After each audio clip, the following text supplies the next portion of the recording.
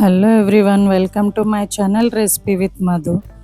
ఈరోజు మన 7 రోజులు 7 హెల్దీ ఇడ్లీల సిరీస్లో డే 3 అండి. ఈరోజు మనం ఆరోగ్యానికి ఎంతో మంచిదైన కొర్రల ఇడ్లీ తయారు చేద్దాము. కొర్రలు అంటే ఫైబర్, ప్రోటీన్, మినరల్స్ పుష్కలంగా ఉంటాయి. ఇవి ఎక్కువసేపు పొట్ట నిండిన భావన ఇస్తాయి. సో డయాబెటిక్ ఉన్నవారికి, బరువు తగ్గాలనుకునే వారికి ఇది మంచి ఎంపికని చెప్పచ్చు. ముందుగా నేను ఒక బౌల్ తీసుకుంటున్నాను. అందులోకి చిన్న గ్లాస్ ఉంది కదండి, దీంతో నేనైతే మెజర్ చేసుకుంటున్నాను. దీంతో 2 గ్లాసులు కొర్రలు అనేవి తీసుకుంటున్నాను. ఇప్పుడు ఇంకొక చిన్న బౌల్ తీసుకొని సేమ్ అదే చిన్న గ్లాస్తోని ఒక గ్లాసు మినప్పప్పు అనేది నేను ఇందులోకి తీసుకుంటున్నాను. ఇంకా 1 టీ స్పూన్ మెంతులు అనేవి వేసుకుంటున్నాను. ఇప్పుడు ఈ 2 బౌల్లని వాటర్ వేసుకొని బాగా వాష్ చేసుకోవాలి. ఒక 2 to 3 టైమ్స్ వాష్ చేసుకున్న తర్వాత ఫుల్గా వాటర్ అనేది నింపుకొని మనం 4 to 5 అవర్స్ లేదా ఓవర్ నైట్ అయినా నానబెట్టుకోవచ్చు అండి. నేనైతే ఇక్కడ ఓవర్ నైట్ నానబెట్టుకుంటున్నాను.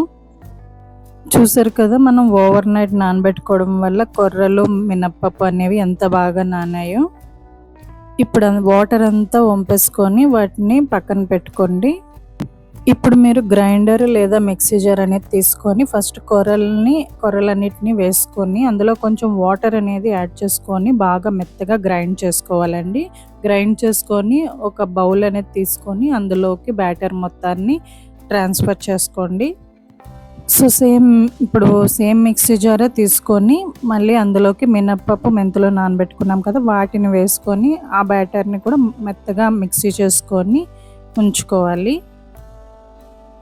ఇప్పుడు ఈ మినప్పప్పు బ్యాటర్ని కూడా కొర్రలున్న బ్యాటర్లోని వేసేసుకొని కొంచెం సాల్ట్ అనేది యాడ్ చేసుకొని, అయితే గరిట లేకపోతే చేయి పెట్టైనా మిక్స్ చేసుకోవచ్చండి. సో బాగా మిక్స్ చేసుకోవాలి. బాగా మిక్స్ చేసుకున్న తర్వాత మూత పెట్టేసి 8 నుంచి 10 గంటల్లో బ్యాటర్ అనేది ఫెర్మెంట్ అయినంత వరకు ఉంచుకోవాలి.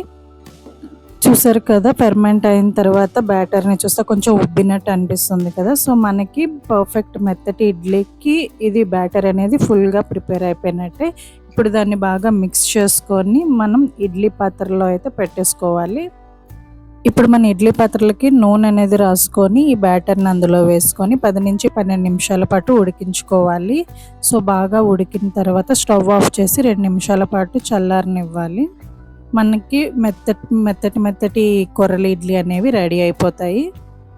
ఇవి వేడివేడిగా తింటే ఇంకా చాలా బాగుంటుందండి.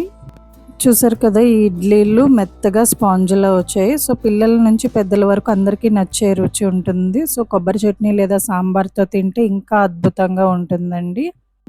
సో నేనైతే ఇక్కడ సాంబార్తో తింటున్నాను. సో చాలా అంటే చాలా టేస్టీగా ఉంటుంది. మీరు కూడా ఒకసారి కొర్రల్ని ట్రై చేయండి. కొర్రల ఇడ్లీ అనేవి చాలా బాగుంటుంది. ఎలా వచ్చిందో నాకు కమెంట్స్ బాక్స్లో చెప్పండి.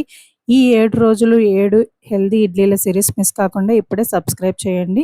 రేపు మరో కొత్త హెల్దీ ఇడ్లీ రెసిపీతో కలుద్దాం. Thanks for watching.